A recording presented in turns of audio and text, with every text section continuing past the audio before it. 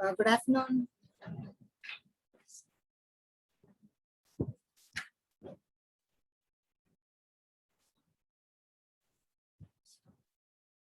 What about Duga?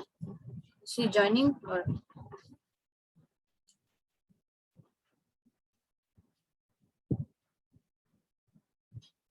girls? Girls, are you there? Can you hear me?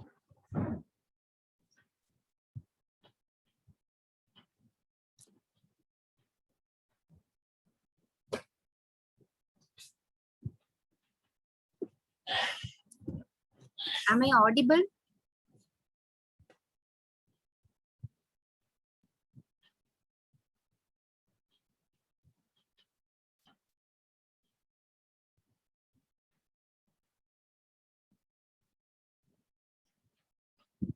Girls, please reply me whether you can hear my voice or not.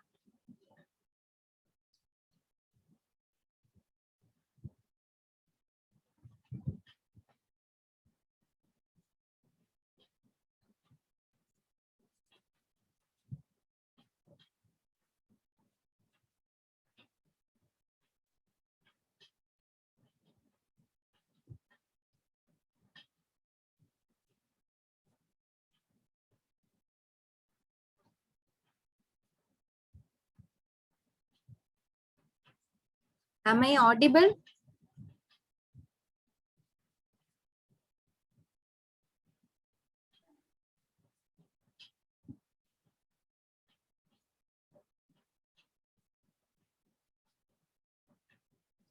Girls, can you hear me, ma? Please reply it. At least say yes or no. Yes, miss. How many times I'm asking you on both, huh?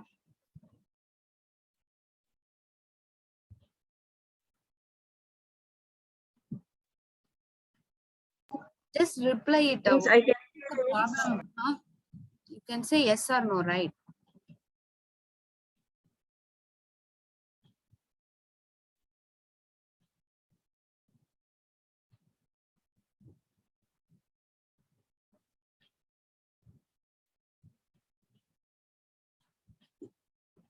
What about Duga? She's joining or Pan Jindru? Are you there?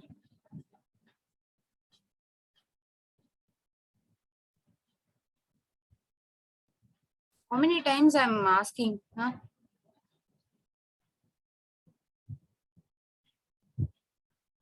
I'm not sure whether you're all listening.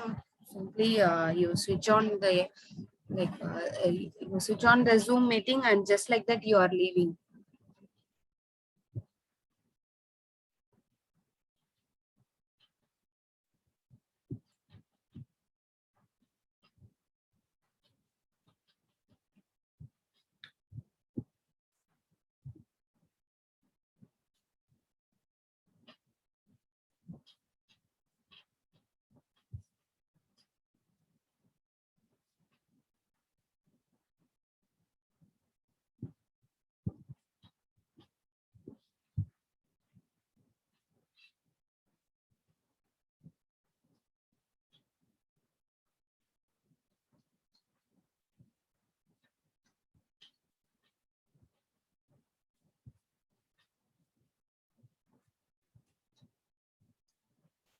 Okay, so we are now coming to the supracondylar fracture, supracondylar and intercondylar fracture. So whenever we are talking about the rehabilitation part, that the time limit, that is when we are safe to start the weight bearing, when we are safe to start resisted exercise. This you need to be careful whenever we are talking about the fractures. After that, the timelines, it's very important.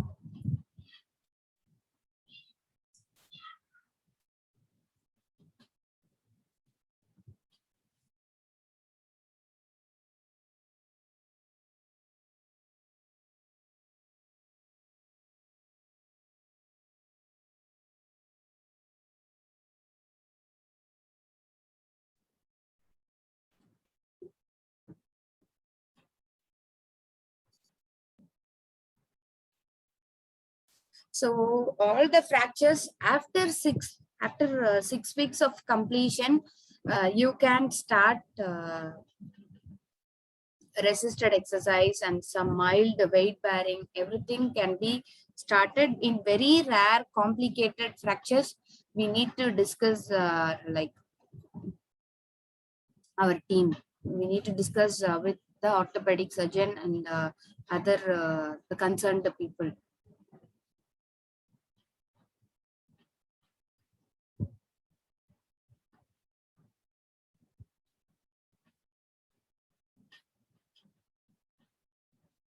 So in this case, like the proximal humerus fracture, you can see that we can extend like 8 to 12 weeks. Till 8 to 12 weeks, like from 8th week only, you are starting resisted exercise.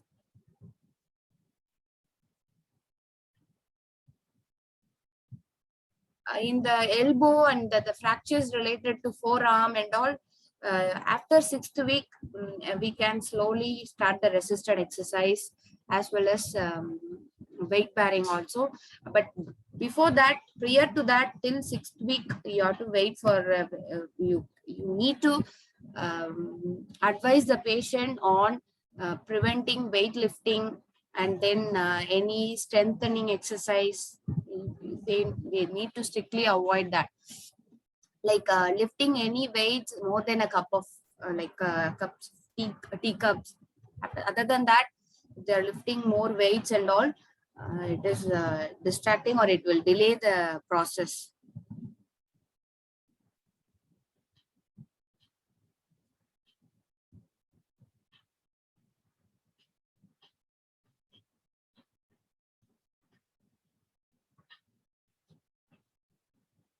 Okay, now we are going to see about this intercondylar fractures and supracondylar fracture management. That is the rehabilitation part. Yesterday we have covered this thing, right? So all the details.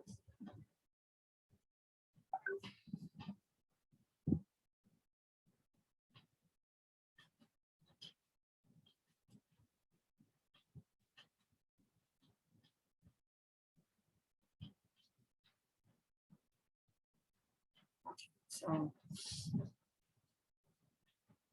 this is what our intercondylar fracture of humerus, like day 1 to 1 week.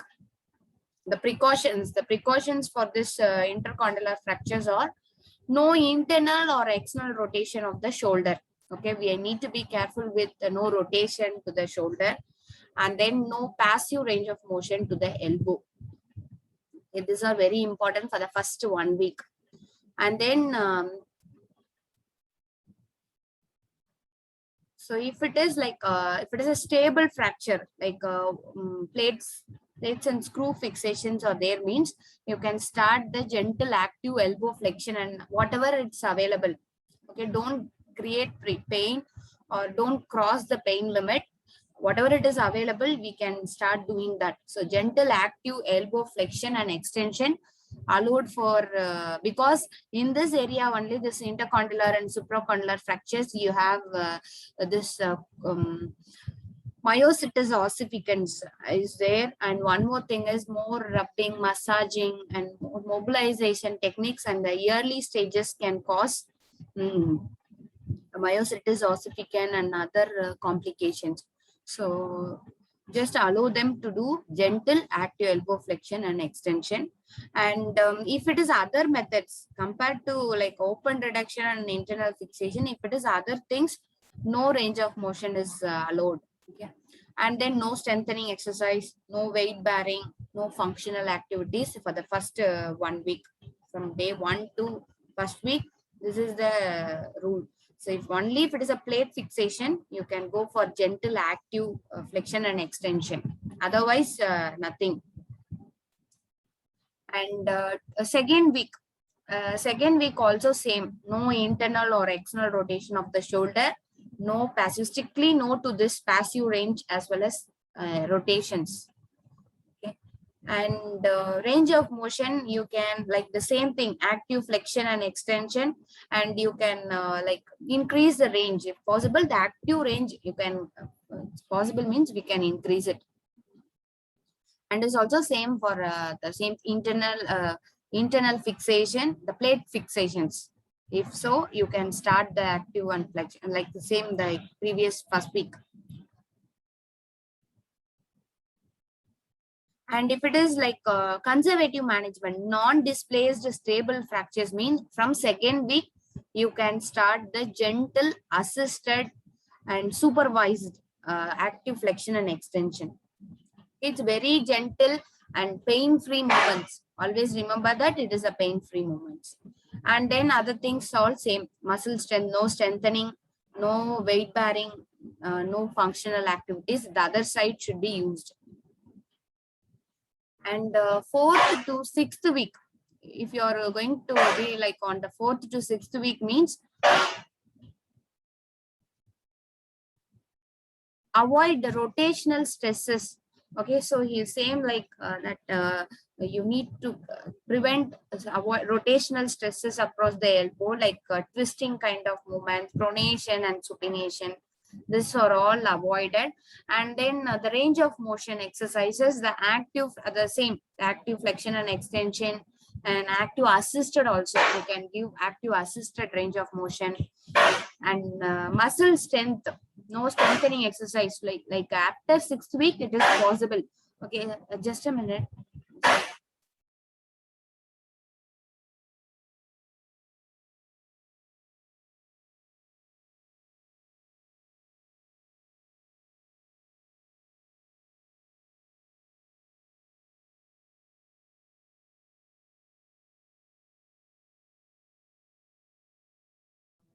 Nearby some construction work is going on, that's why we have this noise. Okay, so muscle strength also from 4 to 6 weeks, no strengthening exercise. Maybe the same, the uninvolved extremities used for self-care and personal hygiene activities, no weight bearing. Okay, from 4th to 6th week also for supracondylar and intercondylar fractures, you are having this same protocol. Okay, and from 8th to 12th week. Okay, so in the 8th to 12th week, avoid heavy lifting, heavy weights or some kind of too stressful things, or pushing any heavy weights. This kind of thing should be avoided. And you can start passive range of motion from like 8th to 12th week. We can progressively start the passive ranges. It's safe to start the passive here. So the mobilization, everything like stretching to the barrier point, these things are allowed in the in the 8th to 12th week. And then in the muscle strength also like the progressive resisted exercise, the PRE to all the muscles, biceps, triceps and wrist musculature, and you can follow all the muscle strengthening activities. And then the functional activity, like involved extremity should be used for weight like daily activities. And by 12th week, by the end of 12th week, you can allow full weight bearing. Okay, till that we have to wait. Okay, and that is also after confirmation with like no tenderness, no clinical findings, no mobility, and then the radiographic findings, everything is positive and correlated, because X-ray finding as well as the clinical examination, everything says the same. Then we can start doing weight bearing by 12th week. Okay, so this is what our intercondylar fractures, all the protocol. Okay.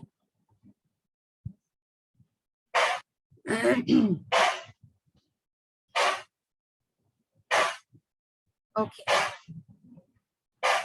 So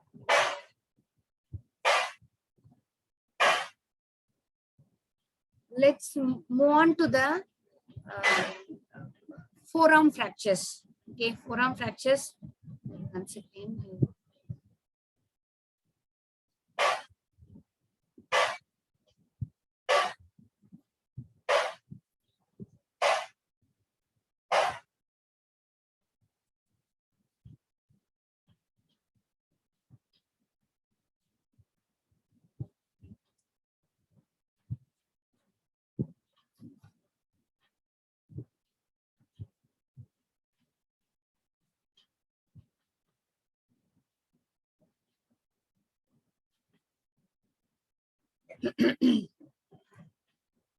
So let's move on to the forearm fractures, the radius, ulna, and then the distal radius fracture, because the main problem here is the muscle forces. The supinatus, the pronatus, these are having a very like, we need to control the muscle force, otherwise the displacement or the healing is also delayed in these areas, because sometimes the muscle is crossed, right? The supination also from proximal to middle third of ulna, it is crossing supination, and the pronator quadratus is in the distal third, and the pronator teres is also in the proximal segment. So there are some kind of imbalance in the muscle force that will cause the delay in healing. That is a very important thing. So this is the forearm fractures.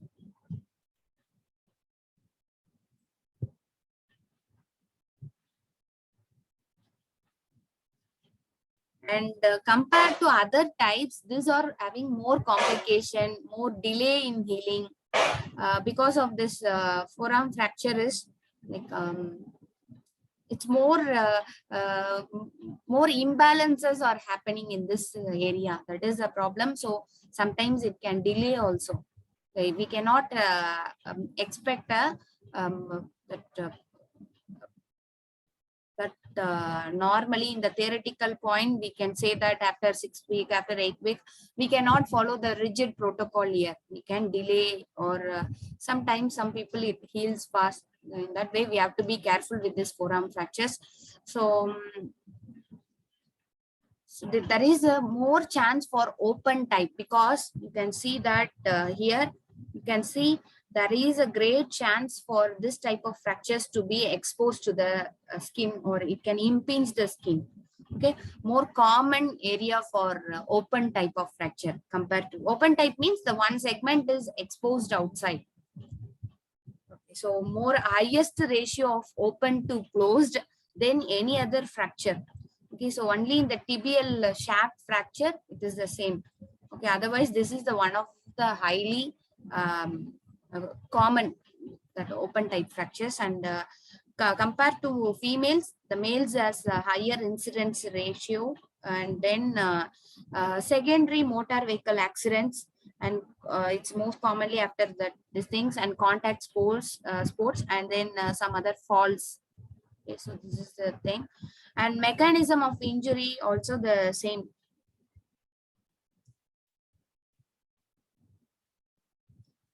The clinical presentation and evaluation is like this is highly cosmetic problem. It causes like abnormality or some deangulation. Everything is so disturbing, and it will both activate ADL, completing the ADL activities, as well as for so that is both functionally as well as cosmetic purpose itself, which it doesn't look nice. So gross deformity of the forearm would be there, and the other things, pain, swelling, and loss of function, right? Because the pronation and supination, we all know how important it is to do complete the pronation and supination for all the activities, hand activities to be perfect. If you want that hand activities to be perfect, means we need to have a good pronation and supination. Simply inserting a key, and then for locking and unlocking, we need for all the basic hand activities, we need supination and pronation, and this will be lost in this forearm fractures. We have the main problem is the supination and pronation. And then all the nerves, hand activities, all the nerves are crossing here in the forearm fracture. There is a chance for all the equally chance for all the nerves to get injured, like radial, ulnar, and medial nerve, and sometimes the arteries also. So very, very important that for first 2 weeks, we have to be careful with neurovascular examination. That is checking the pulse and checking the motor and sensory assessment. Everything is highly important. And then, and one more thing is the compartment syndrome, like lower limb. We have in the tibial fracture, you have this compartment syndrome, right? There's so many layers and the swelling would be there immediately. If the compartment syndrome arises, means we need to dissect that. We already discussed it, right? So that is very life threatening problem. It may cause rupture and bleeding, everything would be there. So this compartment syndrome also highly possible in this area. So we have to be careful in watching this symptoms. So neurovascular examination, as well as we need to be cautious with this compartment syndrome. So there is very severe pain, and while doing passive movements also, it's very severe pain is there, means and also shining. The skin of the that area is very shiny and swelling would be there. And pitting edema, these things are all very highly suspective of compartment syndrome. We need to be alert as a physiotherapist. We are regularly going and checking them, means we need to alert the concerned person. And then the radiographic things are like AP and lateral views are very very easy to predict. The AP views and lateral X-rays can easily find out the fractures. Okay, so now we are coming to the two types of fractures. One is Monteggia fracture, another one is Galeazzi fracture. So these things are name given by like after the person who find out this like this fractures. Okay, in 1814, the Monteggia is a person who he maybe in Italy, I think. He discovered this type of fractures. Okay, so what does that means? It's actually ulna, the fracture is on ulna and the radial head is dislocated. So maybe it is like it is the proximal side fracture.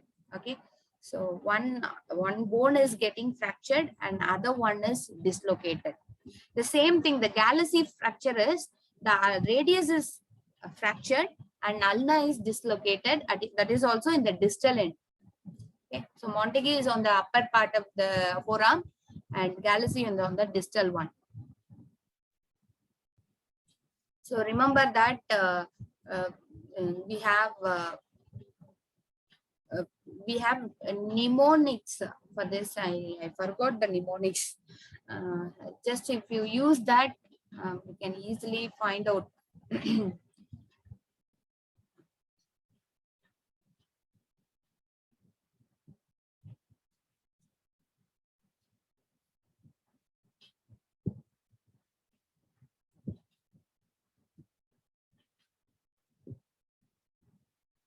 So the fracture of the ulna and anterior dislocation.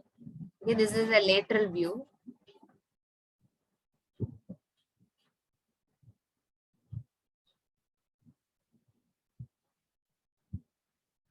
Okay, the mechanism of injury for this type or like a direct blow, that is on the from back or from the posterior aspect, there is a direct high force maybe cause that problem. Maybe like on the point of elbow joint, or maybe you're falling with the forced pronation or supination. Like fall on the extended arm, fall on the flexed arm, like that. You here in the thing is they are flexed, the elbow flexed, as well as forced pronation or supination may cause this type of forearm fractures. Okay, so diagnosis the same. And when you palpate the radial head, that is immediately after the joint line, you cannot find it. Okay, and then there's some angulation also. So radial head is already dislocated, that is why you cannot find out that.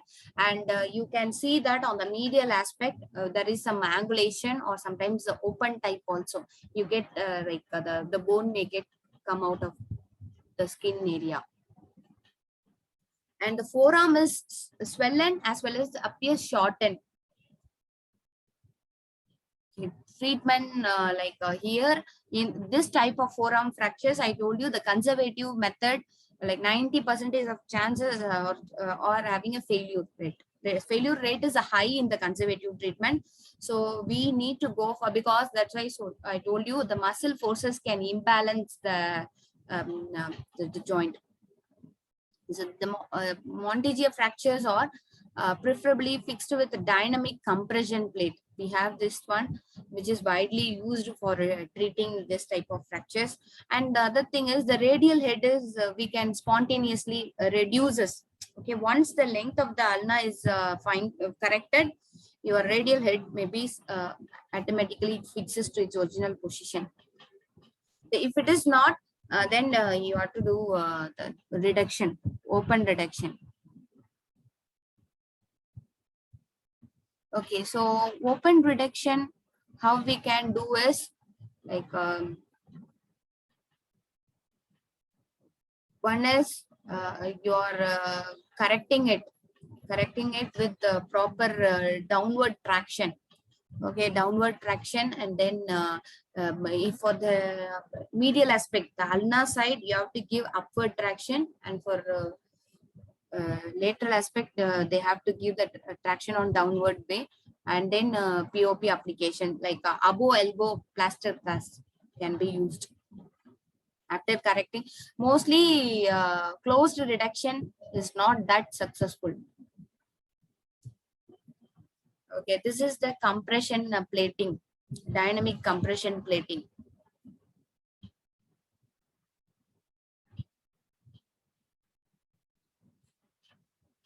Okay, so complications of Monteggia fractures are malunion, non-union, and radial nerve palsy, and myositis ossificans, elbow stiffness. Because we are using above elbow plaster cast, so immobilized. The elbow joint is also immobilized, so automatically you get elbow is most commonly goes for restriction. And okay, that's all about Monteggia fracture. Now we are coming to the Galeski fracture. So this is like the fracture involving distal aspect. I told you, right? Monteggia is a proximal concept, and here it is the distal 2/3 of the radial shaft. There is a fracture of the radius. Okay, and associated with dislocation of the inferior radioulnar joint. Okay, so this is called actually reverse Monteggia fracture. Actually, it's exactly opposite. So can you see that there is a fracture of the radius, and then ulna is dislocated posteriorly.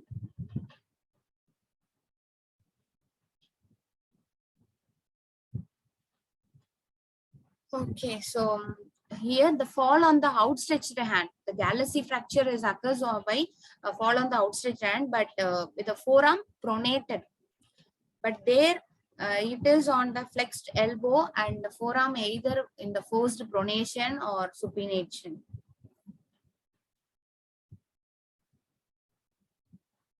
So always this is very typical of fall on the outstretched hand with forearm pronated, and then your direct impact is on the dorsum of the wrist. If it is so, the stress is transferred to your radius. Whenever the wrist is contacted, wrist joint is contacted, means it is the stress is transferred through radius, not through ulna.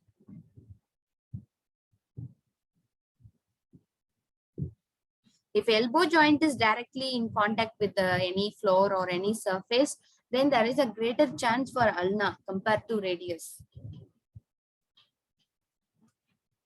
Okay, so the pain and swelling would be there, and shortened and deformed, and it's like it's more awkward. If your forearm bone is displaced, means it won't look that pleasant appearance. Okay, here also the conservative treatment fails only.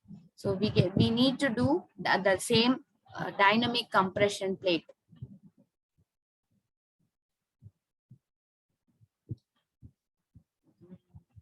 So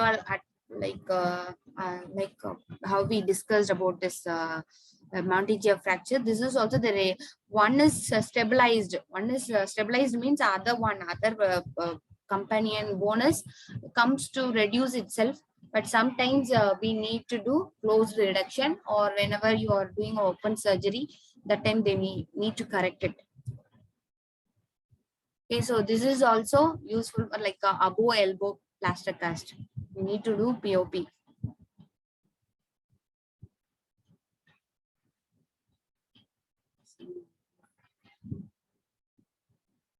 So the traction is downward distraction and then dynamic compression plates.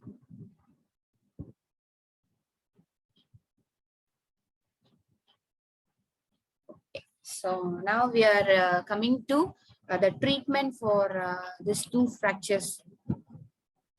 So day 1 to first week, the first precaution is no passive range of motion. Okay, strictly no to passive movements. Okay. And then the range of motion, if there is adequate fixation and forearm is not in a case, sometimes it's a more stable type, means they give adequate along with that, if they are giving adequate stabilization and fixation, you can go for gentle range of motion exercises. Okay, so you can start the ROM exercises to elbow, wrist, and supination and pronation, because the main drawback of this fracture is the loss of supination and pronation movements. It's very, very big hindrance for your rehabilitation. So as early as possible, we can start the active movement. But one thing is the fixation is adequate and proper, and forearm is not in the cast support, then you can start doing this supination, pronation, and gentle active range of motion exercises. And then the muscle strength, if you're going for muscle strength, you can give isometrics to deltoid, biceps, triceps, if fracture is rigidly fixed the same way, like the dynamic compression plating and all, you can go for that. And if it is a cast method, okay, so if you are using cast and all, no strengthening exercises, no extremity is used, and no weight bearing. Okay, second big precaution is the same, no passive range of motion to the elbow, and you can increase the range of motion to elbow and wrist if there is adequate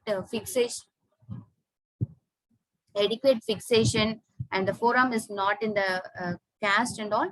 You can go for the progression of gentle active range of motion. The gentle active range of motion, please note down. And then the muscle strength, no strengthening exercises. Okay, so here also if treated with cast and all, no strengthening exercises. And if it is rigid fixation, you can allow the gentle active range, and isometrics also allowed. Isometric exercise to deltoid, biceps, and triceps. Otherwise, the forearm is not in the cast and all, don't do any movements. Here also the weight bearing, no weight bearing. Functional activities, no involved extremity is used for ADM.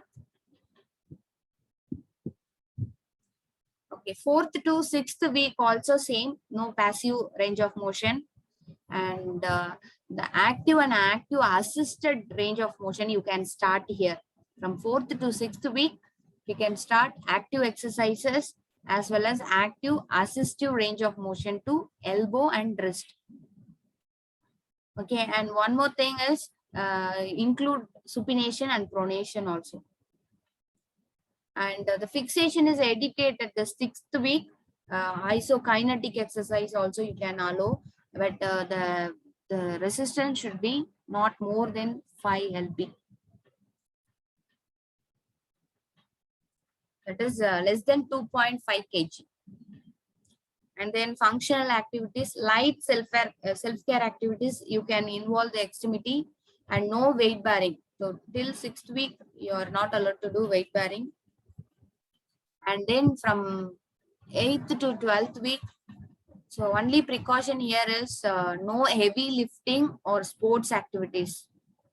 Other than that, you can link full active and passive range of motion to elbow and wrist, and supination and pronation. Here, this is your time to progress your rehabilitation.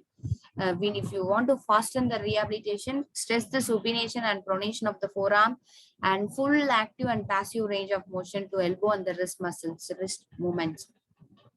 And then the PRE is also prescribed for all the muscle, and the 5 lb, that is you can use up to 2.5 kg and more also. And involved extremity is used for self-care, and full weight bearing is tolerated. Okay, so the complications are like all the other fractures: malunion, non-union, and infection. This is common. Sometimes we have to be careful with this thing. And if it is like in between that 2nd week or 3rd week, if you take X-ray and find out that there is some kind of mal-aligned, means you can correct the sling and change the position of the elbow if it is in the cast application. Or you can position by positioning, and the way the limb is placed can change the angle of malunion. Okay, so that's it for Monteggia and Galaxy fracture.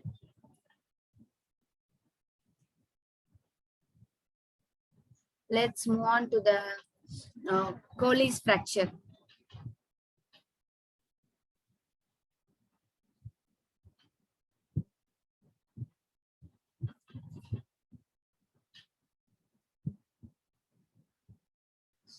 So Colles fracture, this is the commonest injury of the distal radius. This is very, very common, and mostly in the elderly population as well as children's, that is specifically males. Children's means the boys are commonly gets this Colles fracture because of high impacted injuries, falling from many bars or any heights, and falling from a tree. This kind of things are very common in childhood cases.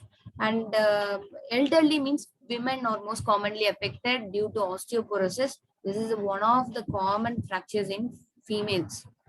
Okay. And what is the main criteria for this Colles fracture is, it is like within 2 centimeters of the articular surface.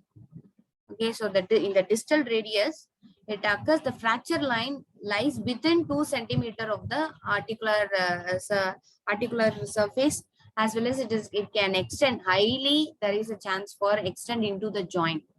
So the wrist joint is the one which is affected, very severely affected joint is wrist joint. So the mobility is also arrested, and that's why I told you, if it is articular involvement, the joint line is involved, means we need to struggle a lot.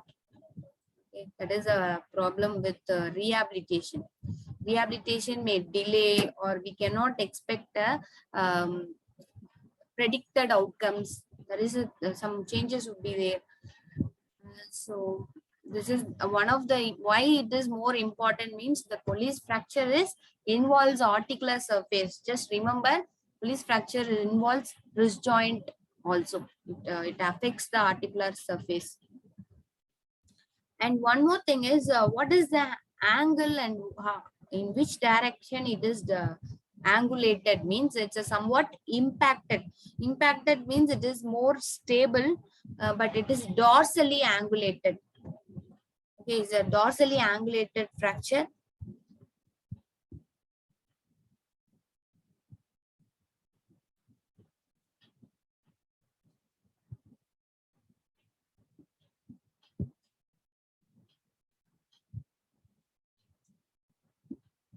So angle is formed in this way.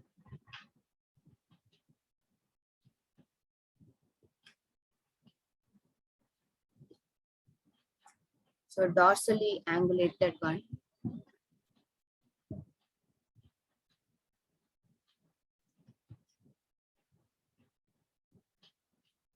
In very rare cases, we can have other associated fracture of the styloid process. So here you can see that it is getting fractured. Styloid process of the ulna is getting fractured along with the distal radius.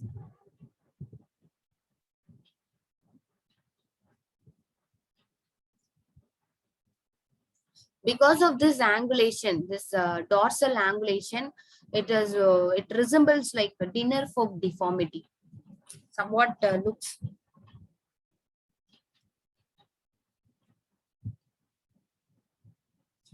mechanism of injury. When you see that, the fall on the outstretched hand with that's why I told you the wrist is involved, means it affects the radius.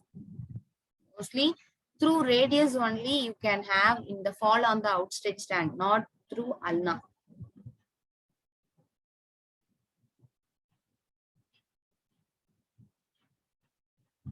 So not only outstretched hand, the wrist is in radial deviation and forearm in normally if you fall on outstretched hand means the forearm should be in pronation. Along with that, some slight radial deviation. If you are falling with a radial deviation, then there is a greater chance for Colles fracture. In the opposite, for Smith's fracture, this is also distal end fracture. In this thing, the mechanism of injury is exactly opposite. Fall on the outstretched hand, but wrist in flexion and ulnar deviation, and forearm is in supination. This is the mechanism of injury for Smith's fracture. That is, it causes anterior angulation. Compared to Colles fracture, it is posterior angulated, right? So in the Smith's fracture, it is anterior angulation.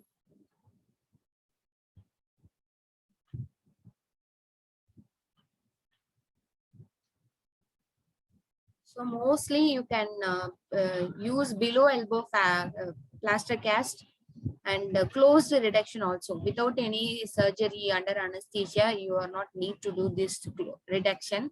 With the closed reduction and below elbow plaster cast, sorry, POP can be applied.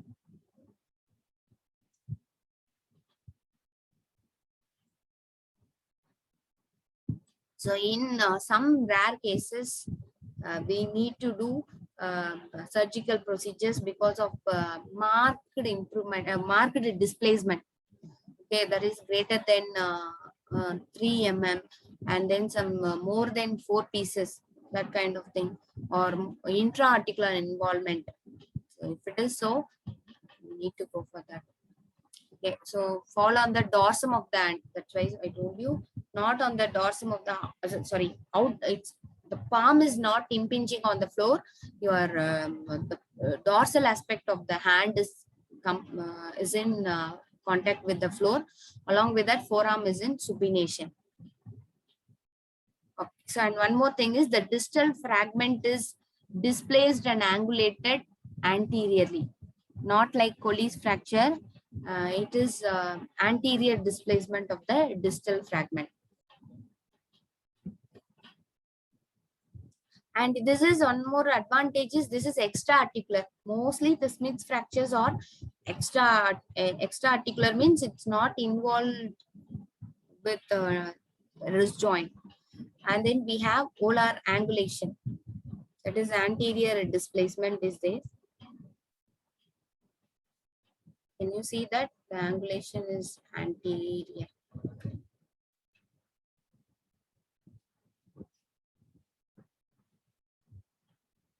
Right here also there is a greater chance for the fracture in the ulna, also the Steinhart process.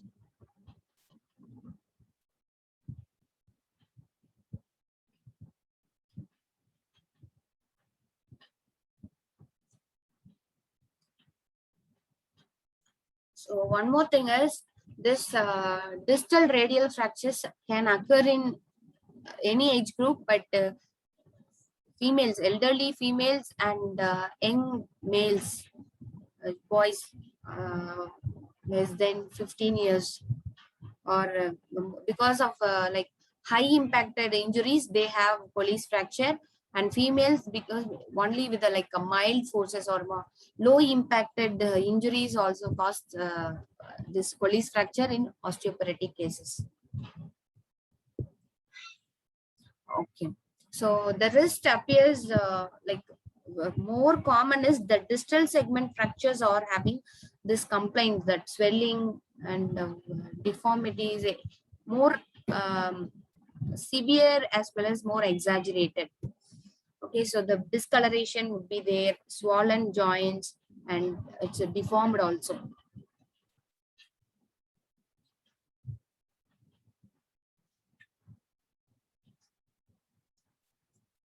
Okay, so movements of the wrist are painful, and if it is anteriorly displaced fragments like Smith's fracture, the most common nerve affected is median nerve. Okay, compared to Colles fracture, Smith's fracture, one advantage is it is not intra-articular, but it is more unstable. Okay, so we need to do a surgical procedure. Okay.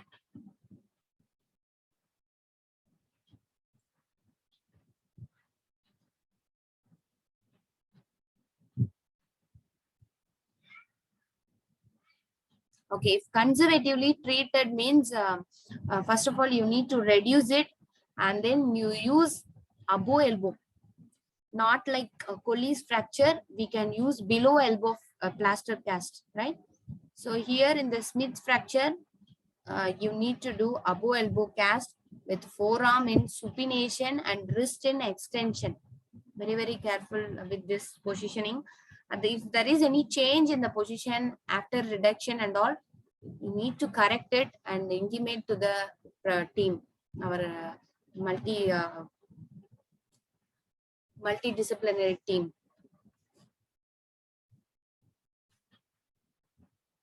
So forearm in supination and wrist in extensions, because already it is angulated in flexion. So you have to do it in extension, supination and extension.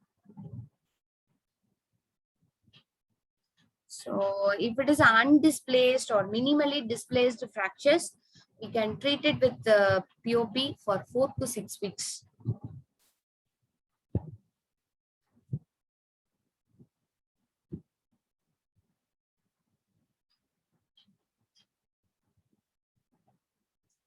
One more thing is the examination, the physical examination after a cast application or after surgery is like the capillary refilling, motor assessment, sensory assessment, any other numbness or any other pulsating sensations. The edema, check the response of the edema. Is there reducing in size? And then the tightness of the cast. And the swelling, whether it is pitting or non-pitting.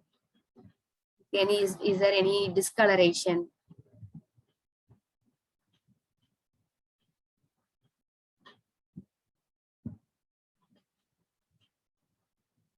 And because the nerves are very commonly affected, these types, we need to check the median ulnar, like hand grip, all the muscles need to be checked. This is commonly we can see that it's a below elbow plaster cast for Colles fracture. If it is a Colles fracture, they commonly do this way. That is a very minimally displaced or undisplaced distal radius fracture. We can go for this type of plaster cast.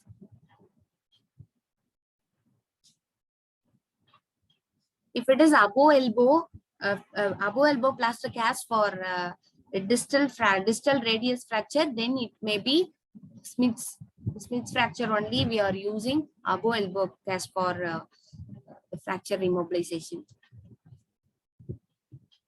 Okay, if it is a significant displacements or there means we can treat it with under anesthesia, closed manipulation. We can give that, and that's what I told you. It is undisplaced and minimally displaced mean 4 to 6 weeks of immobilization is important. And after reducing, we need to check the X-rays. And sometimes this is also very common, K wires. The percutaneous wires are used. The K wires can provide temporary stabilization. That maybe if it's open wound or some other problems are there, means this K wires can provide temporary stabilization. But other things are some other already infected means there is a greater chance for infection, or sometimes surgical errors of damaging the nerve can also occur in the this kind of percutaneous things. This is what most commonly we have seen this, and immobilized with using percutaneous pins.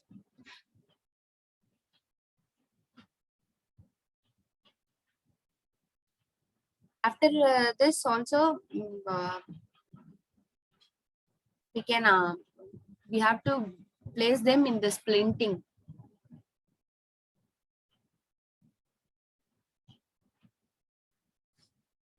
Okay, if it is intra-articular or comminuted fractures and all, restoring the articular surface, and because whenever the articular that is the joint surface is involved means the stiffness would be high if you delay the healing period, or if you are delaying the rehabilitation, that the starting of rehabilitation takes longer time means the joint gets more stiff, and it's very it's highly risky to return back. More painful and more mobilizations are needed for to return back to the near normal situation. So that's why to quicken the process, we can do ORIF.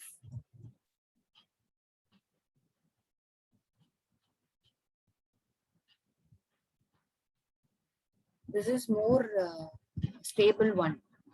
Plates with screw fixations.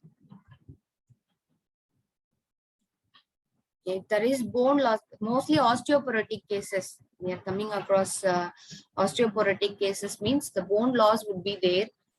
So you need to add bone graft also. Along with that, bone is very brittle. So in that case, if you're applying any rods and screws, everything is not that suitable. Sometimes you have to add grafting. Grafting means it's kind of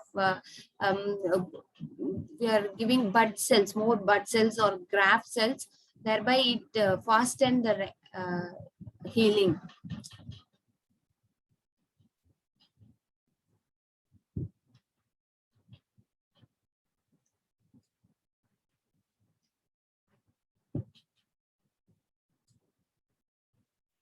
This is external fixations. You can see this changes because of open wound, very severe open wound and all. We can use external fixations.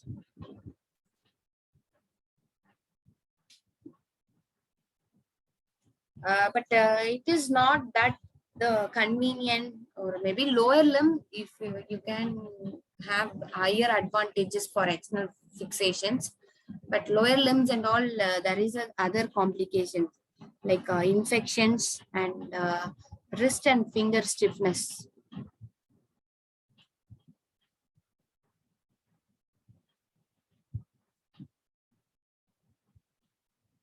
So like other joints, other joint fractures, malunion, wrist stiffness. This is very important, that the wrist problem is highly crippling problem. Okay, after POP removal also, they have the wrist stiffness problem. They have to struggle a lot to improve the range, or maybe carpal tunnel syndrome, or sometimes the tendon ruptures. And other thing is the post-traumatic arthritis. These are all the complications. Okay. So let's move on to the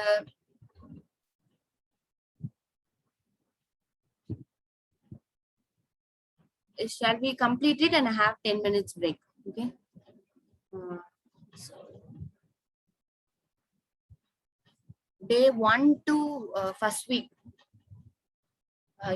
We have like different hospitals have different sets of protocols, but this is from our book I follow.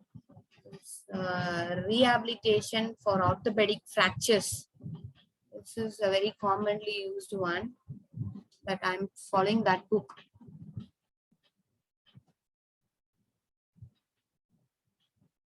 Treatment and rehabilitation of fractures.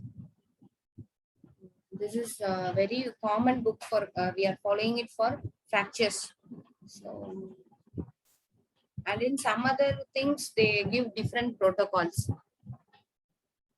And day 1 to 1 week, no passive ranges, no supination and pronation. Okay. And range of motion, whatever the left out joints, full active range of motion to digits and full opposition of thumb. Isometrics you can give for small muscles, hand muscles you can give. And uninvolved extremity, you have to use weight bearing, like no weight bearing till 6 weeks.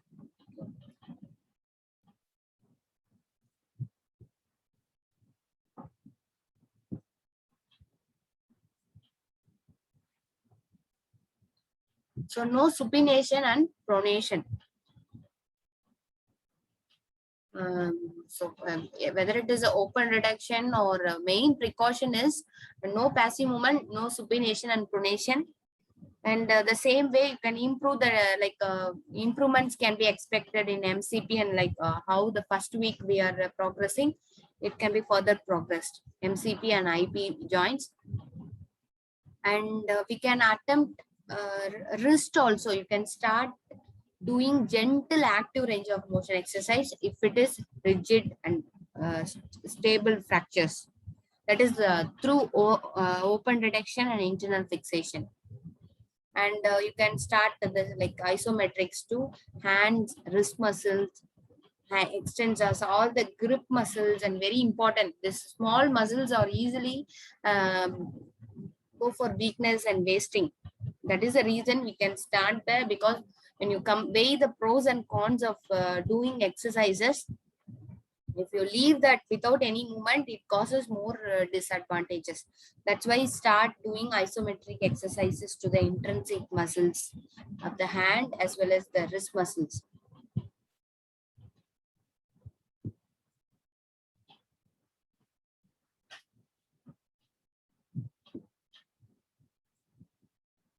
So 4th to 6th week, no passive range, but supination and pronation can be allowed. And improve it to the full range, wrist, MCP, IP joint, supination, pronation, and radial and ulnar deviation. We can encourage it. And the gentle wrist, compared to isometrics, here you can start the resistive exercises, gentle, permittable resisted exercise can be started. Power grips, so improve power grips and all. And then if it is ORIF, you can start the gentle resistive exercises. After that, that's what I told you, till 6 weeks, till 6 weeks, no weight bearing on the affected side, and maybe light self-care activities like writing or some kind of feather kind of hand activities we are using, means embroidery and that kind of thing. You can use it. Or else you can use this hand for stabilization, maybe holding a paper, or sometimes using other hand. This hand should be supported, or adding some supports. In that way you can use the affected side. And after that, 6th to 8th week, so everything is at next level. full range of motions, supination and pronation, ulnar deviation, passive. So here only you are starting passive ranges. Okay, can you see that for one? Because very important, this Colles fracture is very, very important, very common one. So the passive thing, active assistive to passive range of motion is started by 6th week, after 6th week. Okay. And then strength and all, you can start the power grip exercises, gentle resistive exercises, digits and wrist and all. Okay. And then functional activities, you involve the affected site for functional activities and involve the extremity for self-care and ADL, and weight bearing as tolerated. And after that, the same progression.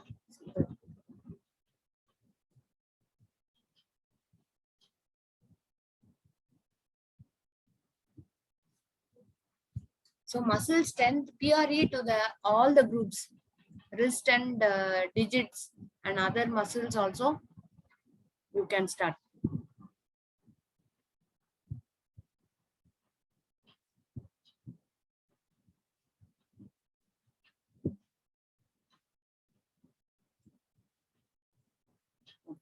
So radial fracture, out of that,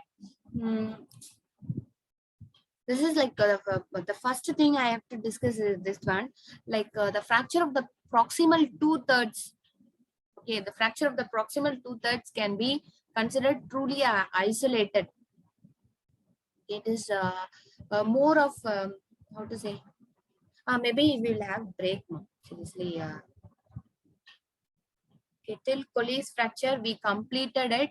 Now we are moving on to this one, a little bit of distal radius fracture. Already we completed the Colles fracture. The wrist and hand, the fracture of the wrist and hand, we will complete. Have 10 minutes break.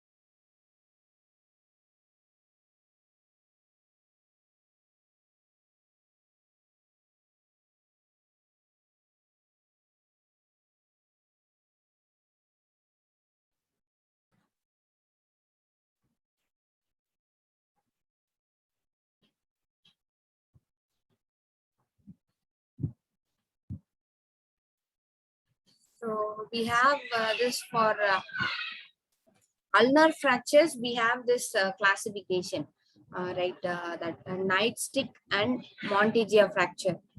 Okay, out of that, very common is this one.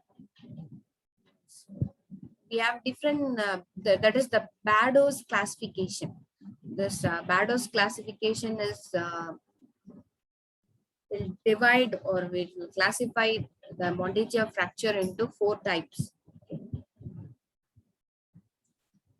So type 1 is dislocation, anterior dislocation with the fracture of ulna at any level, not at all. It should be specific with the proximal aspect. Okay, type 2 is like lateral dislocation of the radial head and produced by forearm flexed. Okay, that is there. And all the things are based on a dislocation of the radial head. In what direction it is, accordingly we divide it into type 1 and to type 4. Okay, so posterolateral dislocation is type 2 and type 3 is anterolateral dislocation, and type 4 is anterior dislocation with both fracture of radius and ulna. Okay, and each and every fracture type has one type of mechanism. Okay, forced pronation causes type 1, that is anterior dislocation with the fracture at the fracture of ulna at any level. And type 2 is posterolateral dislocation with the mechanism of injury is axial loading with forearm flexed. And type 3 is anterolateral dislocation and forced abduction of the elbow. That is the main mechanism of injury. And then type 4 is like both radius and ulna are fractured and is anterior dislocation of the radial head. It is caused by forced pronation with radial shaft failure. So these are all from 1 to 4. It is a Bado's classification for Monteggia fracture. And these are all slight introductions we have to do, but because of the jumbling of slides, we are seeing this now.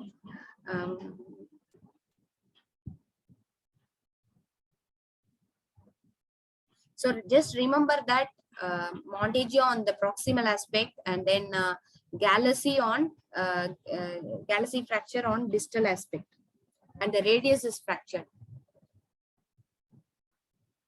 This is the distal radius fracture. That is what we have discussed, right? The Colles and Smith's fracture.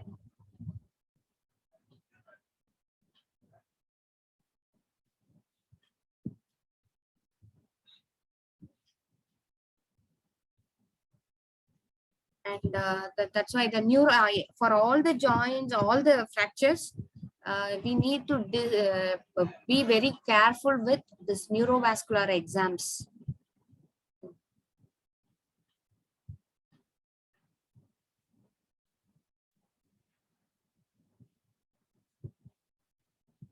And the swelling is also should be subsided.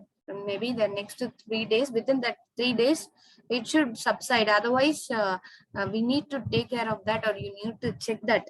What is the reason behind it?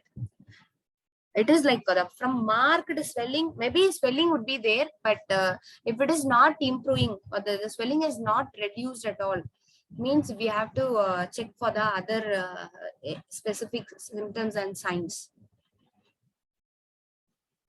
And these are all like radiographic findings for this distal radius fracture. So we have this like in the anatomical, like biomechanics. In the biomechanics, we all know that always the radius is little more distal compared to ulna, right? That's why the wrist joint is purely formed by radius and the carpal bones. We all know that. So that is what we call this ulnar variance. Maximum ulna should be shorter.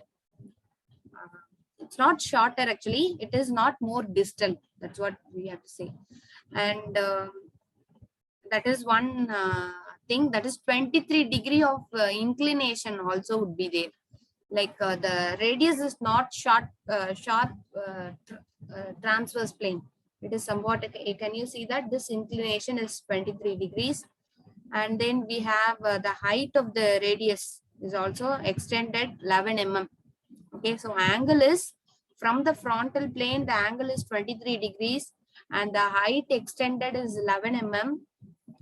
Okay, and some tilting would be there from anterior to posterior, that is 11 degrees. 11 degrees of anterior tilt would be there. Slightly, it is more prominent when you trace your radius anteriorly. It is somewhat prominent, but because of the muscles and other structures are covering that, it is not that prominent. Only 11 degrees or not that remarkable one. Okay, so we have this many fractures, but the commonest one are this two, Colles and Smith's fracture. That is what we are in the syllabus also. We are covering these two things. And the Barton's fracture is, it is a rim of that radius is displaced. Okay, so either dorsal or ulnar rim is displaced with hand and corpus. That is what Barton fracture. And a radial styloid fracture. This is otherwise called the Sheffer's fracture. Okay, so the, like avulsion means that a tiny piece of, like a tiny fragment is removed along with the muscle, right? So the avulsion fracture with extrinsic ligaments attached to the fragment, and this is compression of the scaphoid against the styloid process. That is the mechanism of injury, but very rare, these two things. The commonest one are these two that are we already discussed.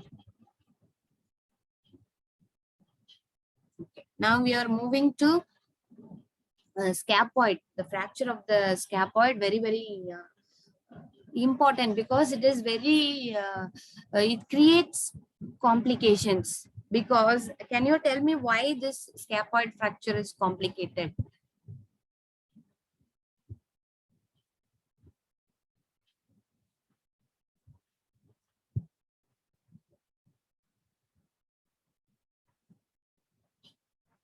Why is it so?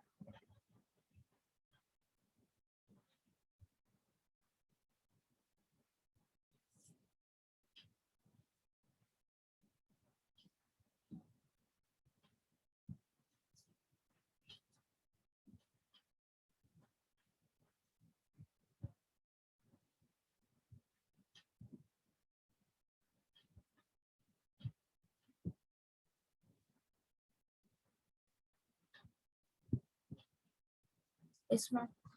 Why we this is very complicated fracture, one of the complicated. Any reasons? Please just guess it. Just type it in the text box. No problem.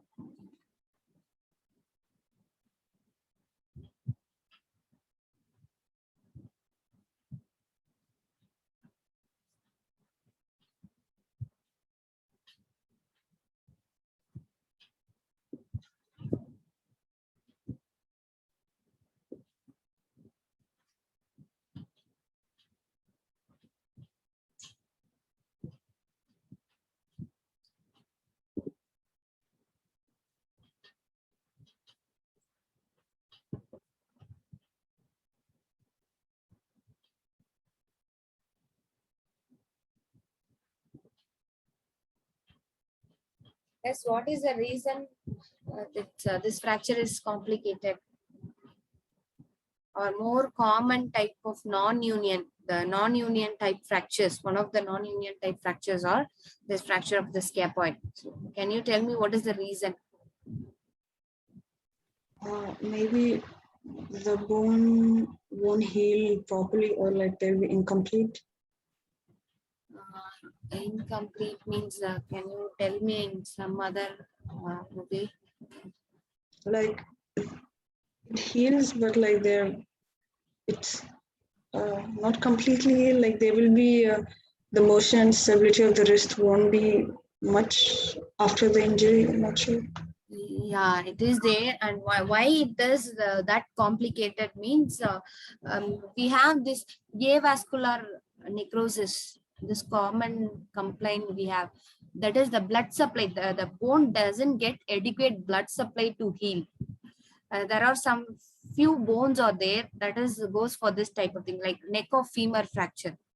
And that is also one anatomical segment is divided, means like that will make it in such a way that one portion is completely a lack of blood supply. Okay, then tissues go for death, the bone death happens, and then healing is impossible. Okay, so the fractured neck of femur and scaphoid and navicular bone, and this type of bones are commonly goes for this avascular necrosis. Like that is the reason. So we have the in the proximal row scaphoid. This is lunate, and this is triquetral, and then pisiform. These are the proximal rows.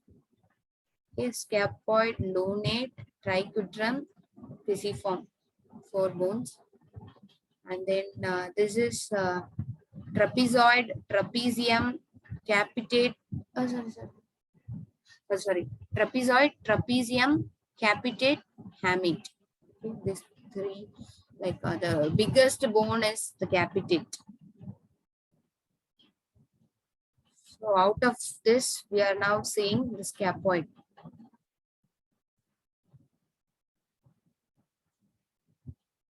Okay, so now various fracture problems, like proximal pole. The scaphoid is divided into the proximal pole, waist, distal pole. Okay, so if there is any problem with the distal pole and this area, it may get healed, but always the proximal pole has the problem. If any fracture occurs in this area, there is greater chance for delay in healing. Maybe we can allow it for 4 to 6 months. The maximum time period we can give for delayed union is 4 to 6 months. After that, we call it non-union. Okay, we cannot do much about that.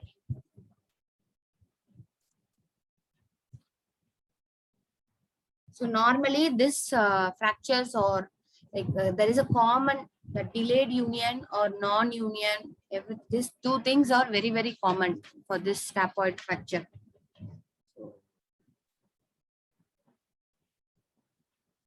You can see that 16 to 20 weeks for proximal pole fracture.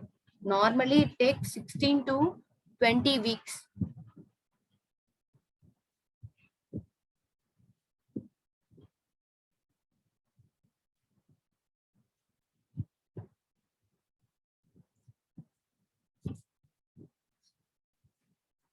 These are the tubercle fracture and transverse, horizontal oblique, and vertical oblique. These are all different types of fracture patterns. Okay, so now I tell you the reason. The proximal off is like very, I told you this proximal segment is affected or fractured, means it takes longer time, because it is like it comes from distal to proximal. Okay, there is some kind of arteries or having that anatomical variation, that the proximal off is getting blood supply not like from proximal to distal. The same way in the neck of femur also, it is not supplied from proximal to distal, it is from distal to proximal. That is the main reason. So if there is any fracture of this segment, means this segment is dissected. Your proximal part doesn't get adequate blood supply. Okay, that is the main reason. The proximal half of the scaphoid receives its blood supply from a branch of the radial artery that is lies distal to the waist. So always it comes from distal to proximal. So if any problem or till the proximal segment is dissected or separated, means it loses its blood supply, thereby the bone death is a very common complaint we hear in the proximal segment, and it is old age. The people with old age means we have to be sure that it goes for non-union. So the proximal pole has very dangerous type. This type of fractures or always end up in non-union.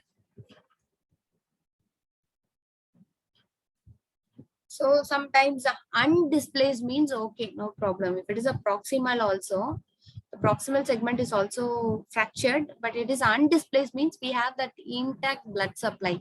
So you can manage it with the undisplaced fractures. So the mechanism, the most common mechanism is fall on the outstretched hand, but a slightly radial deviation.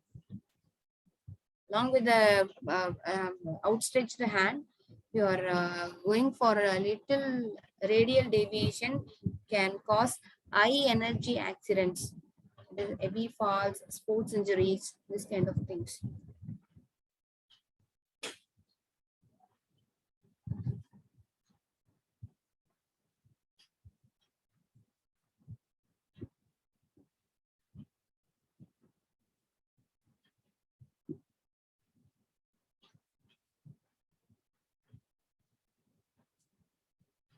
Okay, so diagnosis. The pain in the wrist as well as this anatomical snuff box is a location for scaphoid. We already know that, right? So whenever we have problem or pain in the anatomical snuff box, we have to careful with the scaphoid fracture is the common thing. And sometimes they don't find out the mild pain or the tenderness is not that severe. They leave that there is no detection of scaphoid fracture itself. Okay, then later on, after 10 days, 15 days later, because of severity of the pain, then only they find out. Or maybe in the recent radiographs, like the first day or after hours, after the injury, if they take radiographs, it won't be that visible or it is not that markable. So in that cases also they ignore the fracture, and maybe after 2 to 3 days later they take again one more X-ray, then they find it. Sometimes it will be there. Commonly this type of thing would be there. So ignorance of fracture is very, very common.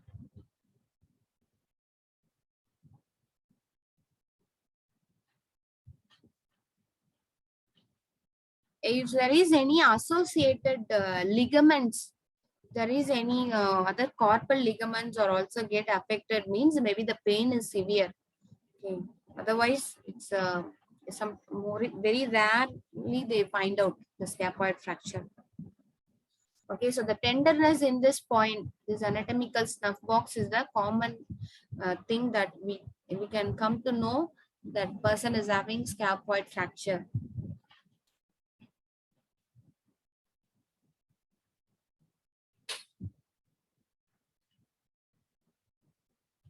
Okay, that is what I told you. The failure to identify and treat the scaphoid fractures early. Sometimes we delay it. This scaphoid fracture is commonly get delayed. We cannot predict, we cannot find it out.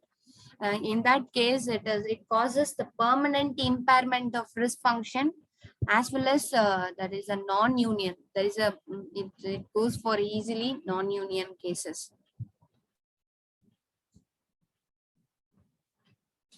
Always the person is fall on outstretched, and if he comes to you with this mechanism of injury means just palpate on the anatomical snuff box and then check the X-ray findings also.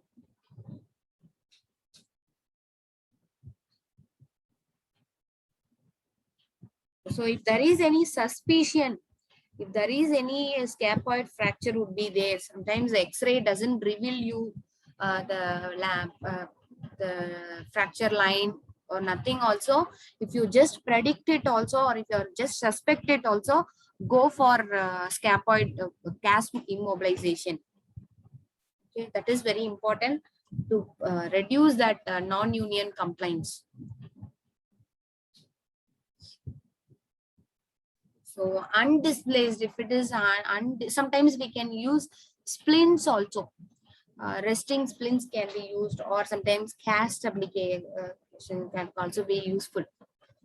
Undisplaced fractures are treated in scapoid cast. So what does that means?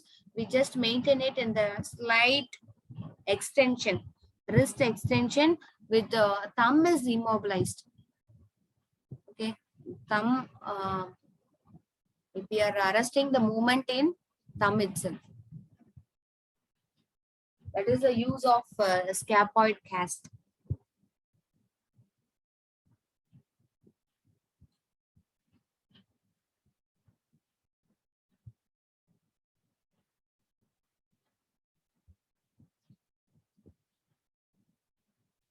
So wrist extension and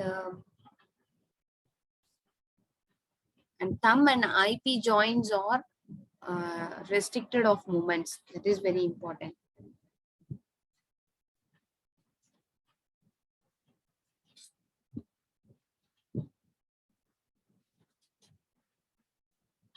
Okay, so the immobilizations of the types of plaster cast we use are this thing.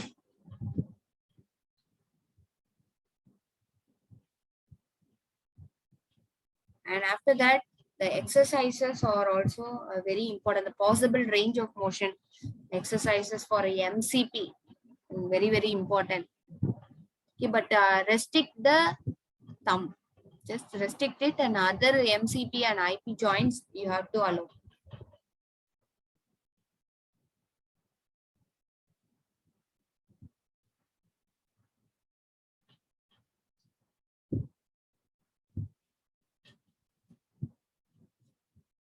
Okay, so if it is a displaced one, go for internal fixation with single screw.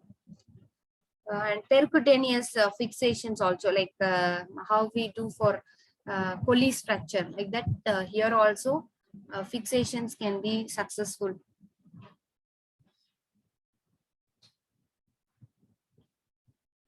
So if it is like uh, more displacements or more angulations or there, means open reduction. You need to correct it after dissecting the area, and then you need to do fixations.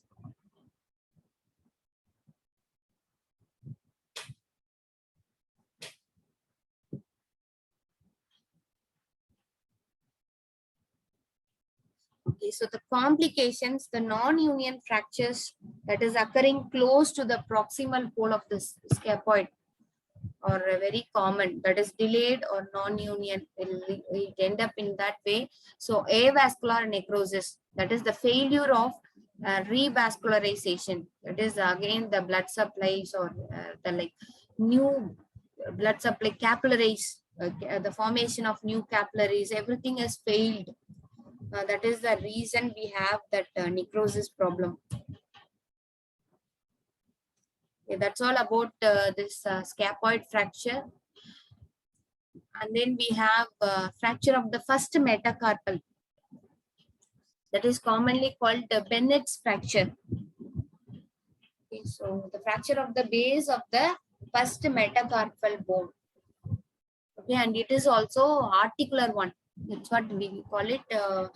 Always articular joint problem along with the fracture is very complicated.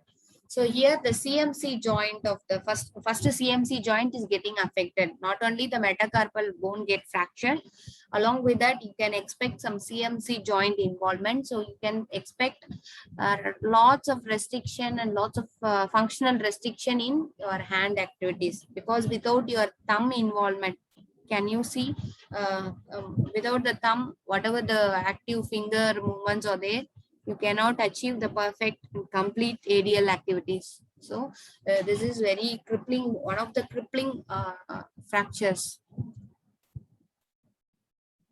So this is intra-articular fracture. This intra-articular fracture is the most common type of fracture on the thumb, and we can expect some degrees of displacements also.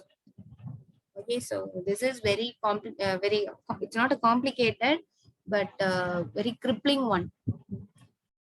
after after immobilization also, they need to struggle a lot in completing their daily activities, like simple precise works and action writing.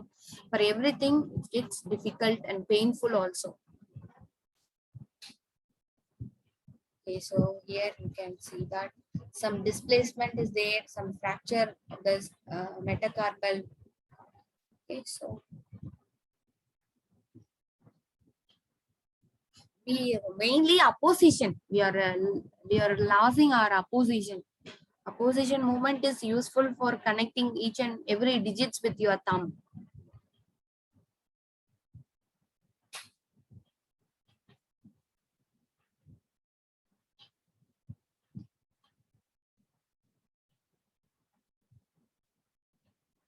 Okay. What is the mechanism? Means slightly flexed thumb and any direct force on that flexed thumb may cause this fracture. Like maybe any ball or any weighted things get thrown on your thumb. Okay, that is caused like a slightly flexed thumb, and if you are giving a high forced one, that will automatically cause this type of fractures, intra-articular fractures. So because of that high impact also, your metacarpal supplex or dislocates in the like as a backward dislocation.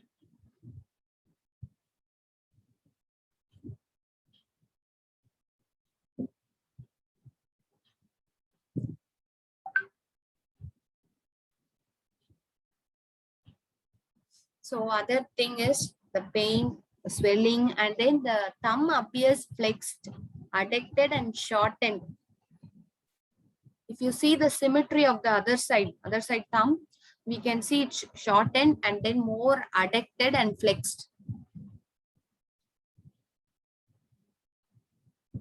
And one more thing is this base of the first metacarpal is because of the dislocation backward, right? So when you see the dorsum of your hand, it is more prominent. Your first metacarpal is displaced backwards, right? So you can see more prominency of first metacarpal, and joint movements they won't allow. And if you do that also, it's very severe in intensity.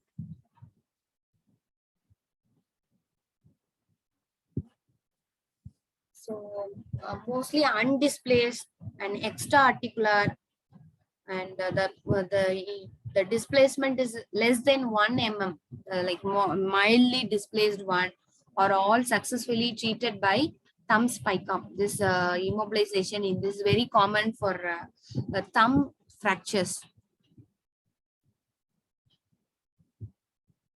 And we can achieve the reduction. The subluxation and dislocation can be corrected, and length of the metacarpal can be retained with just closed manipulation. That is, closed reduction is effective for this, and then we can give cast immobilization. Okay, this is what thumbs spica cast.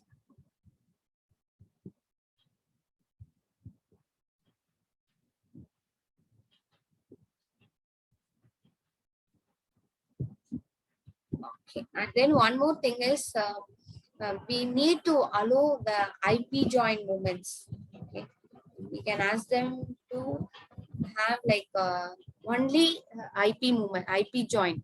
Okay.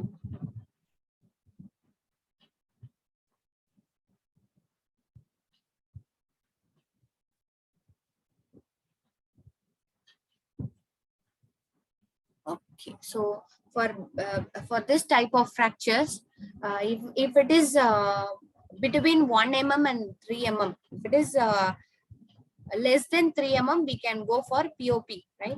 So if it is between 1 mm and 3 mm means we can do this percutaneous pins. Okay, with K wires, these are all very useful because very small joints. Then we can go for this K wires and percutaneous pin fixations. Okay. We all have seen this type of cases. They have some pins and rods inserted, and then they apply the cast. This is the thing most common. You can maybe you have frequently have seen these cases. Like between 1 and 3 mm means we can go for this K-wire fixations.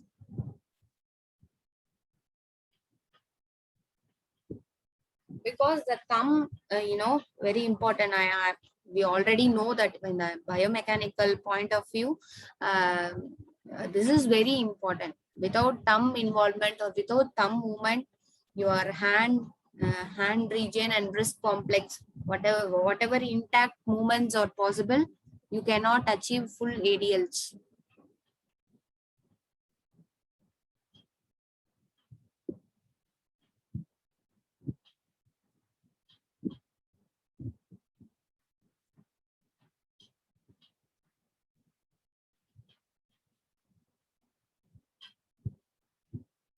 So one is for providing stability, okay, stability to that all are very small joints, not that powerful, and ligaments are also not that powerful. That's why one is used for one segment to be supported. These are the various methods they can apply the K wires.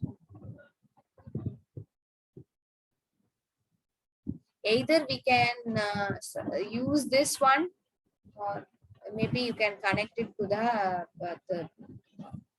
second metacarpal.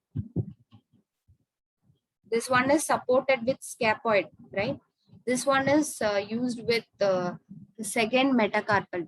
These two are connected with second metacarpal, and this is like we can use for both scaphoid and second metacarpal. The support can be provided by either way, depending on the fracture pattern and the bones architecture, how strong it is. Then we can decide the procedure also. If it is more than 3 mm, displacement is more than that, then we don't have any other option. This one, internal open detection and internal fixation. Okay, so the complications are the most common is malunion wrongly because of that displacement, right? It is not securely placed means it may cause malunion and post-traumatic arthritis. Okay, so that is a problem here. After that, it may develop the degenerative changes.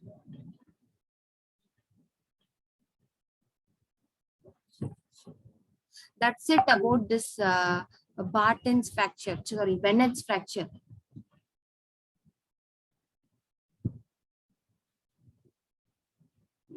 Let's end now. Okay, reminding things, this Box's fracture, we will see it on next week's class. Okay, Wednesday's class, we will complete it. And then, yes, one more thing is I have already uploaded the assignment link. Okay, so just check the topic and think check it actually 27th of November. The last date for submission is 27th of November, and check the topic. And if you have any doubts, please feel free to ask. And what about others also? I think when they are going to join, when they are available, I think you don't know.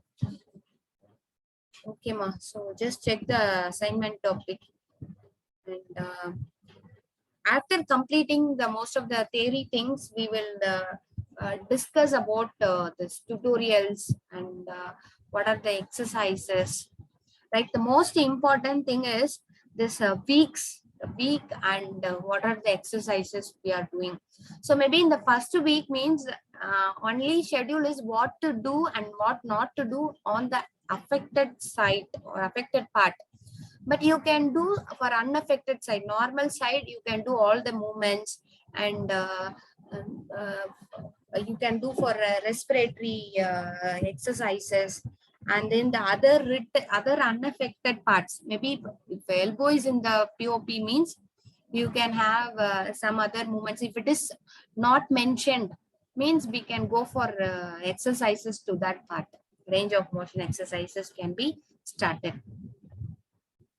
Okay, so let's see it in detail. After completing the portions, we'll talk about this practical aspects and other details. Only one fracture is there to complete the upper limb fracture. Okay, so let's put it in a nutshell. I will tell you the overall, the clavicle fracture, the proximal humerus fracture, shoulder dislocation, a mid-shaft fracture, mid-shaft humerus, and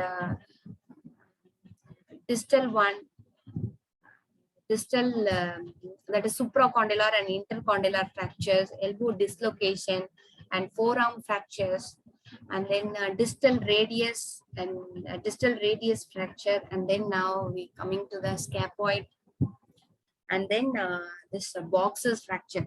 Only thing we have left out is this boxes fracture, and these are all very common. Okay, very common types of fractures we have. And other than that, there are numerous fractures are there, but it is not under your syllabus. So if you cover that, almost it will like the rehabilitation part is more or less same for other types of fractures also. These are the different, like for example, forearm fractures. If you take forearm fractures and you thorough with the rehabilitation, means the other things, other related fractures, and maybe olecranon fracture, if it is there, ulnar fracture is there, means the same, the protocol is same. Okay, that's why maybe it is not under the syllabus. Okay, Mal, just go through the John Ebenezer. Okay, it is you can get better idea and more information about each and every fracture. That is for assessment, for fracture assessment. You can get more clinical signs and symptoms of this fracture. So go through that John Ebenezer's Essentials of Orthopedics. Okay, thank you all. Have a great weekend. Okay, let's wind up. Bye. See you. Thank you, Mahesh. Bye-bye.